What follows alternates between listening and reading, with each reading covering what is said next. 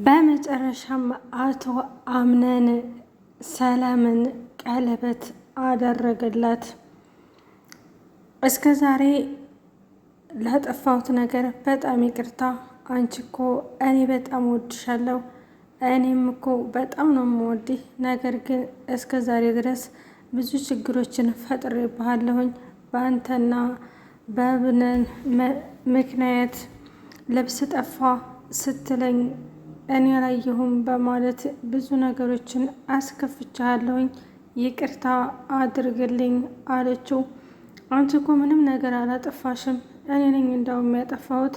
አንቺ እናትሽ ፎቶ ተጠፋ ወዲህ እንዲህ ትክክል አይደለሽም አለ አቶ አምነን።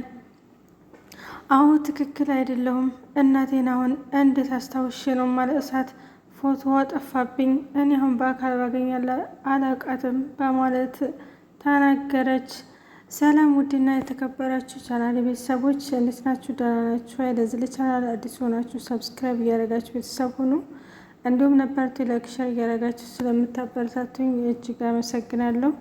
እንግዲህ አቶ አምነን ሲጠብቀው የነበረውና የሚወዳትን የወደፊት የህይወት አጋሪ ትሆነኛለች የሚላትን ሴት ቀለበት አሰረላት። አቶ አምነን አክስቴ እዚህ ቤት ምን እየተካሄደ ነው ያለው? እኔ እኮ ምንም ነገር አልገባኝም። እንግዳ መቀበል የሀገራችን ባህል ነው። እውነትም እንግዳ ሲመጣ መነፈቅ ጥሩ አይደለም። ነገር ግን ወይዘሮ ሰላም ምን እየተሰማት እንደሆነ ባላውቅም ብዙ ነገሮችን ነግራኛለች ብሎ ለአያቱ አማከራት። አያቱም አንተ የመጣውን ተቀበል፣ መጥፎ ነገርም እንደሆነ ፈጣሪ በመልካም ነገር አድርጎ ይመልሳል። እናም ምን ተፈጥሮ ነው ልጄ? እኔ እኮ የእናንተ መሰባሰብ እና የእናንተ አብሮ መሆን በጣም ነው የሚያስደስተኝ። አለዛ ወደ የመጣሁበት አገር ነው የሚሄደው አሉ አያቱ። አያቴ እንደዛማ ታረግሽ፣ እኔም ተከትልሽ ነው መሄዴው። እኔ ካሁን ወደ አንዳ የምኖረው ላንች ነው አላት። እንዲህ አምናን ለምንድን ነው እኔ ጋር የምትኖረው? አንተ እኮ ማግባት መውለድ የራስህን ህይወት መኖር አለብህ። እኔ አሜሪካ ሀገር እኮ የራሴ ህይወት አለብኝ፣ ግን ደግሞ እናንተን ለማዝናናት እናንተ ደስ ሲላችኋል ብዬ ነው የመጣሁት። ስለዚህ እኔን ለማገዝም ሆነ እኔ ደስ እንዲለኝ አንተ እኮ ታታገባ ተቀረህ እኔን ይከፋኛል አለችው። አምነንም እኔ በልጅነቴ የምወዳትና የማፈቅራትን ልጅ በጣም አስከፍቻታለሁ። አሁን ግን ይቅርታ አርግልኝና ቀለበት ላስር ነው። ምን ይመስልሻል ሀያቴ ብሎ አማከራት። አይ ደስ ይላል አምነንዬ፣ እኔ ባንተ በተመቸ እስማማለሁ። ነገር ግን በጣም የምትወድህና የምታፈቅርህስ ካንተ አርግዛ እያስወለደችውስ እንዴት ልታደርጋት ነው እንዴ? በሴት ላይ ሴት እንዴት አይከብድም እንደ ልጄ አሉት። አምነንም አያቴ ትክክል ነሽ፣ ይከብዳል። ግን ደግሞ እኔ ወድጄና ፈእጄ ካልሆነ እድሜ ልኩን በለእሱና በሀዘን ነው የምትቀጥለው።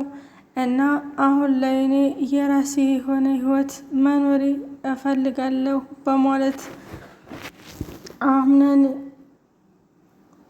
ጠበቅ ብሎ ተናገረ። አያቱም በጣም ገረመን፣ ነገር ግን ትንሽ በትዕግስት እጠብቃለሁ በማለት ከአሁን ወደ እንደ ለሚፈጠረው ነገር በትዕግስት እጠብቃለሁኝ፣ ልጄ አደራህን ማንንም እንዳታስከፋ አሉት። አምነንም እሺ እኔ እኮ ለሚፈጠረው ነገር ሁሉ እታገሳለሁ፣ ግን ደግሞ ታግሽ የሆነ ነገር ላይ ስደርስ ከባድ ነገር ነው የሚሆነው አያቴ። እናም ለመከርሽ ምክር ከልብ ነው ማመሰግነው በማለት አምነን የሆነ ስልክ ተደወለለት። የተደወለለትም ስልክ ናና እንገናኝና ብዙ ነገሮችን እናወራለን የሚል ነበር። አምነንም የቤቱ ነገር በጣም ግራ ስለተጋባው ያን የጠበቀው ሰውዬ ወደ ቤት መጣ። ብዙ ነገሮችን አንድ ላይ እንዲሆን አንድ ላይ እንድንሰራ በማለት ብዙ ነገሮችን ነገረው።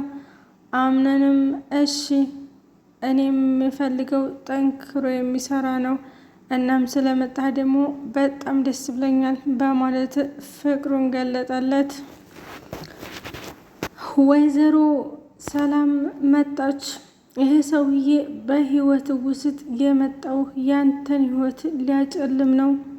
አምናን ልጄ እንድታስቀርበው አልፈልግም በማለት የአምናን ጓደኛ በስነ ስርዓት የተቀመጠውን አባረረችው። አክስቴ ግን አንቺ ምን አይነት ሰው ነሽ? የሰው ልጅ እንደዚህ ውጣ ተብሎ ይባረራል እንዴ? ምን አይነት አስተሳሰብ ነው ያለሽ? እንዴት ታኛ እኮ መማር ትችያለሽ። እቤት ውስጥ ሁነሽ ስትኖሪና ስታርጊ ስታዛ ከቤት የምትማሪው ስነ ስርዓት ነው እና አሁን የሰው ልጅ እንደዚህ ይባላል እንዴ? በማለት መልስ ሰጣት።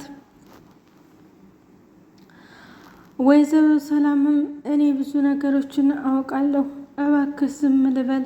አምናን ደግሞ አንተ በጣም ችግር አለብህ፣ ነገሮችን አትረዳም አለችው። አይ አምናንዬ፣ እኔ አሁን ላይ በጣም ትልቅ ችግር ላይ ነኝ። የአክስቶችም ልጆች እዝም መጡ፣ እንዲሁም የስራ እድል ፈልግልኝ ብላኝ ነበር። ያ የስራ እድል እስከሚገኝ ድረስ ግን እንዴት ነው የምኖረው?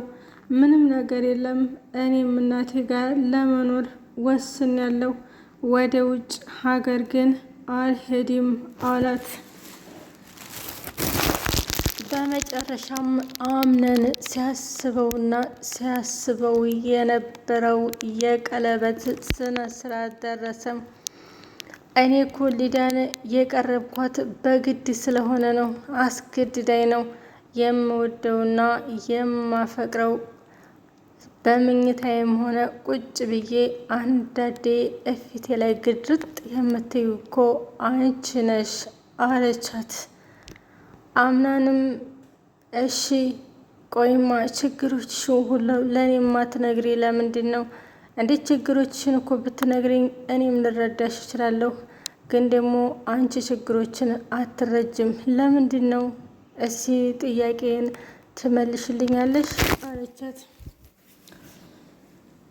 እኔ ጥያቄ እመልስበት እድልም የለኝ። አሁን ላይ ሰላም ህይወት መኖር ፈልጋለሁ፣ በቃ ተውኝ በማለት በቁጣ ሰላም እየተናገረች፣ ሰላምዬም አሁን ላይ እባክህ ያጎቴ ልጅ ተጠንቀቅ፣ ላንተ ትልቅ ሴራ እየተሴረ ይገኛል። በህይወቴ ውስጥ ብዙ ነገሮችን አጋጥሞኛል። ያንተ ደግሞ በጣም የከፋ ሆነ።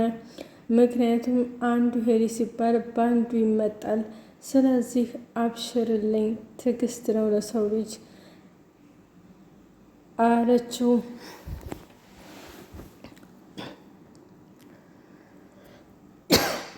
አምነንም ያን ጠራትና እኔ እስከዛሬ ድረስ ታጎኔ ስላልሆንኩኝ እቃም ሲጠፋ ነይ ፈትሽ ሻንጣሽ ብዬ ስለምልሽ በጣም ይቅርታ። እኔ እንደዛ አስቤው አይደለም። እርግጥ እንደምወድሽና እንደማፈቅርሽ ያወቅኩት ገና በፊት ነው። አሁን ላይ ደግሞ የብሽባሽብኝ። አንቺ በጣም የምትለየ ጀግናና ትሁት ልጅ ነሽ። እናም ስላገኘሁሽ ከልብ አመሰግናለሁ በማለት የጆን ዳይር አያት ወደ ቤት ሄዱ። የአምናን አክስት ግን ደህነኛ ነሽ እንዴ? ከዚያሽ ነገር የምታቃጥረው አንቺ ደህነኛ ነሽ እንዴ? አሁን ላይ የተሰማው ነገር በጣም ደስ ይላል። ልፋቴም ቆጠረልኝ። ይህን ጀግናና ትሁት ልጅ አለናት አያርግም። ካሁን ወደ እንዳ አብረው እንደሚመጡ ቃል እገባላችኋለሁኝ። እና አምናን ካሁን ወደ አንዳ ለሚፈጠረው ነገር ተጠያቂ ነኝ።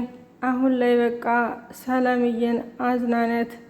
ሰላም ለክዩ የህይወት ታሪክሽን ንገሪኝ አለቻት። እኔ እንኳ የህይወት ታሪክ የለኝም፣ ግን ለአንዲት እናቴ ይህ ግጥም ይደርሳታል በማለት ግጥም ገጠመችላት።